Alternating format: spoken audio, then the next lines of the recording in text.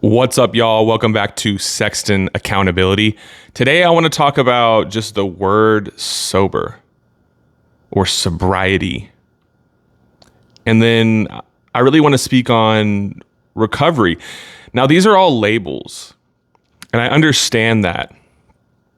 The point that I want to make throughout this video is that we are our own authority when it comes to recovery, sobriety, being clean, being sober.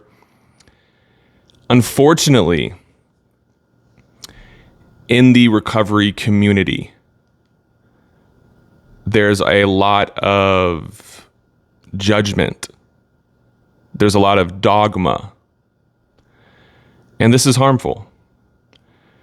It discourages people from committing to a lifestyle based on change, based on cutting out things that are causing harm.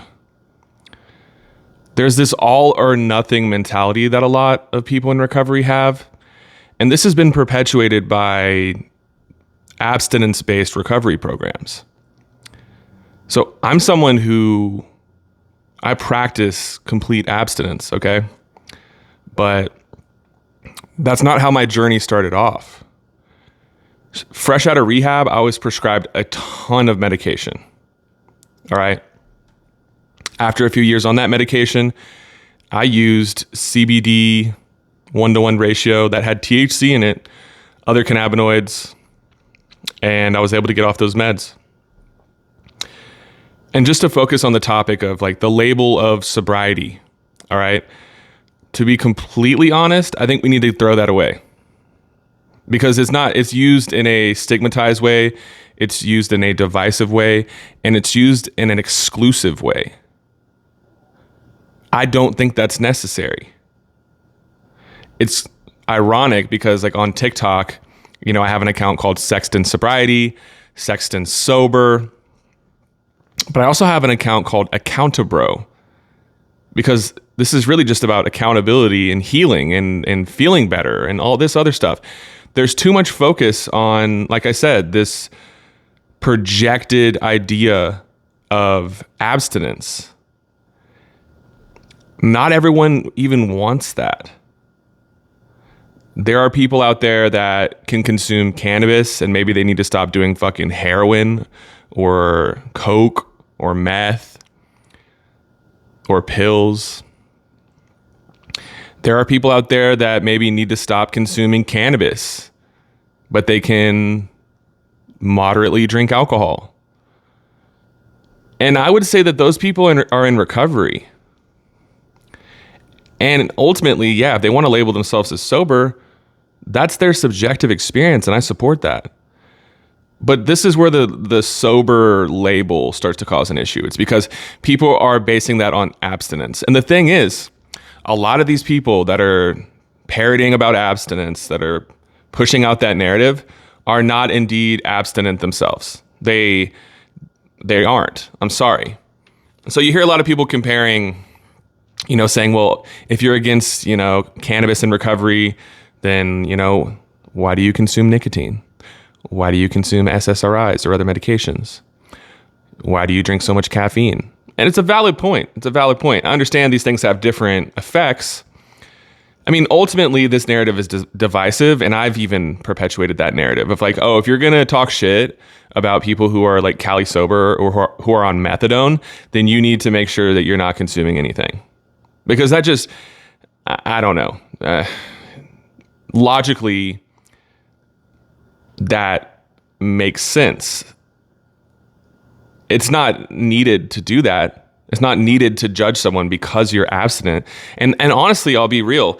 A lot of people are jealous that they were kind of maybe encouraged or pushed into an abstinence-based program. So then they see people who are utilizing other plant medicines or, medications that they did not maybe have access to or even know about. And it causes somewhat of this this ego, I worked harder than you, and you're going to use this label. You're going to use the same label that I use, and I worked harder than you. I think that's bullshit. I could understand that way of thinking, but that way of thinking is not healthy. So, I mean, honestly, like I said before, I think we need to throw away the word sober. You know what I mean? It's like, if you go by the definition, I would say a lot of people are not sober. If you go by the definition, the very people that are perpetuating this idea of sobriety. Like I said, this is subjective.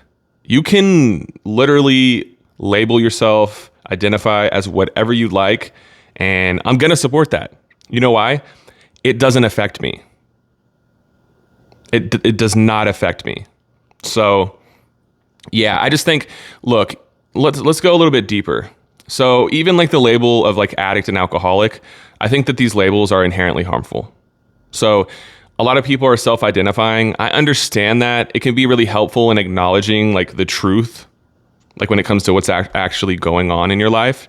So I'm not saying, you know, I'm not shitting on the idea of saying, oh, I'm an alcoholic or I'm an addict. I found that language is so polarizing, and it's so stigmatized that by utilizing it, you are creating this exclusive vibe that only a certain amount of people will be open to because you're using that word. I understand that as people in recovery, a lot of us have reclaimed that. I mean, it even comes down to like saying words like junkie. Like I don't fuck with that. I think that it's rooted in such stigma, and it's just inherently negative.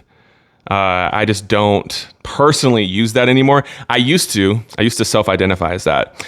But you know what? Look, the real point of all of this is that words are powerful, and it's important to be mindful of the words that you're utilizing. When I first got into recovery, I was using what I was presented. I didn't really know there was another way to think about this stuff. And so the last 4 years of my recovery, I really changed my approach. And this is related, but I'm just going off on a tangent here, okay? I think that even the way that like traditional 12-steppers or like institutionalized recovery people speak is also exclusive. I think it excludes people that do not resonate with that terminology. I think that the rhetoric can be downright harmful while also being very, very helpful for some people. I think it's really, really important to promote a lifestyle of recovery that is most likely to be accepted by just people, just by like, you know, like a lot of people, they look at 12-step and they're like, oh, it says the word God, even like higher power. They're like, nah. And to be honest, if you kind of just go through the motions and you're like, okay, cool. Yeah. Higher power, and actually just like do the other parts of the steps, like it's going to help regardless. But just look, the whole point of this video is to let you know that you are your own authority.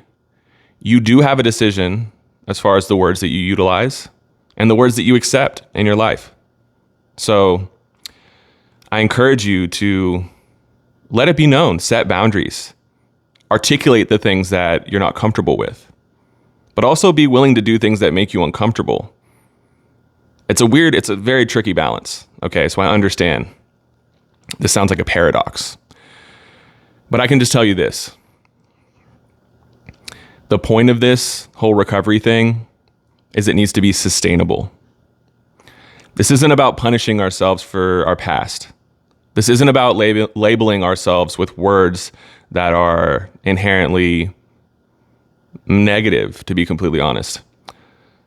This also isn't about some toxic positivity bullshit. And I understand what I'm saying. It sounds like I'm going back and forth. It's just really important to be multidimensional as a human, in my opinion. So that's really the point.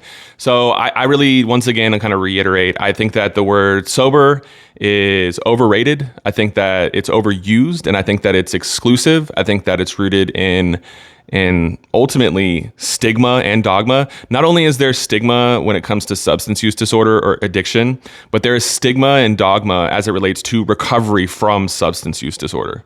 So this is just tricky. It complicates things. And it creates like this cliquey mentality, like some high school bullshit. I do not fuck with that.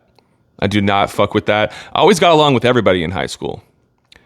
I had my homies that I really, hung out with more, but I could vibe with anyone. And so I just don't like that exclusivity. And this is coming from someone who was very well accepted in like recovery community. So I'm not like I was just like an outsider and I felt, no, I noticed that there were some people that maybe were currently struggling with a lot of social anxiety. I have had that. I was diagnosed with agoraphobia. That's a whole nother story. But I'd basically gone through a lot of healing with that. So I was in a place to where I was more comfortable approaching people and going out and doing engagements, going out to eat and stuff with other people in recovery. But there are others that because of that cliquey vibe, because of that exclusivity, they are hesitant to even engage. So and I'm not saying they don't have a part in this. See, when I speak critically about recovery, people in recovery, they somehow think that I am promoting this idea of like not taking responsibility. No, that's not the point of this. The point is that all parties involved need to take responsibility. So the person that is going to a recovery meeting that is looking for healing and change, they have to take responsibility for their own life and their decisions, but also acknowledge the things that they had no part in. But then the people that are already there, they have a huge responsibility in how they communicate, and it needs to be done effectively and with compassion and understanding. Okay. And look, just on social media in general, when I see the word sober, it's usually followed by "you're not sober" to other people, saying "you're not sober," or methadone isn't sober, Suboxone isn't sober, Cali sober isn't sober, all this shit, and it just, like I said, just let's get rid of the word fucking sober. This is about recovery and this is about harm reduction. Let's support people and let's put things in place so that they don't lose their lives. It's super simple. That's the point. That's the point of all of this. It's like we get into this superficial idea. We get into this kind of like idea of status. Like so many people, they gain like their worth from how much time they've been in recovery, or as they would say, sober or clean. And that's great. It's great to acknowledge accomplishments. I'm not discouraging acknowledging accomplishments, but it's super important to acknowledge that we cannot hold time. We cannot obtain time. We can put in consecutive days, weeks, months, years into recovery, and that creates stability. But this idea that we are hoarding or holding on to this time is just, it's impossible. So I'm going off on a rant here, y'all. But look, just the overall point is that the terminology that we use is very important. It not only affects us, but it affects other people. And so I encourage people to be mindful of that, because it's something that I have to do. And it's helped me. So that's my motivation behind this. It's not to tell anyone what to say or what to do, because my whole thing is like encouraging every person's autonomy and like, I don't know, just advocating for us being our own individual fans, supporter, biggest asset, cheerleader, whatever. Because if you're anything like me, for years, your internal voice was extremely critical and negative. and still can be at times. And so there's no reason to use words that hurt our mental health or others. So that's it. I can keep going and going. I'm gonna leave it at that. So if you don't already, please like and subscribe. If you want to check out my website, it's sextonaccountability.com. Of course, I'm on TikTok. Sexton Sobriety, that's all my old content, my original content. I don't really post on that page anymore. Sexton Sober, comedy, satire, that's it. And then Accountabro. Accountabro is all serious content based on recovery, harm reduction, and my personal experience. Okay. I'm also on Cameo if you want a specific video, a shout out for a birthday, J Money skit. I will do anything you want in the J Money voice. I can improvise a skit. I can do a freestyle using your name or a freestyle for someone's birthday. And also I have an account called, I always forget about this, Can Addiction, like cannabis addiction, Can Addiction. So that's on TikTok. If you want content as it relates to CUD, cannabis use disorder, my experience with it, and then also advocacy for cannabis recovery as well. So it's a mixture, it's a mixed bag of everything. So yeah, that's it. I'm also on Instagram. I don't really post on there. If you want to get in contact with me, I would prefer that you hit me up on my website. If you want a consultation, I'm more than willing to do so. I had to restructure that. So basically, if you do a consultation, I have to charge a flat rate, because what I will do is I will formulate a plan of action for you in that consultation.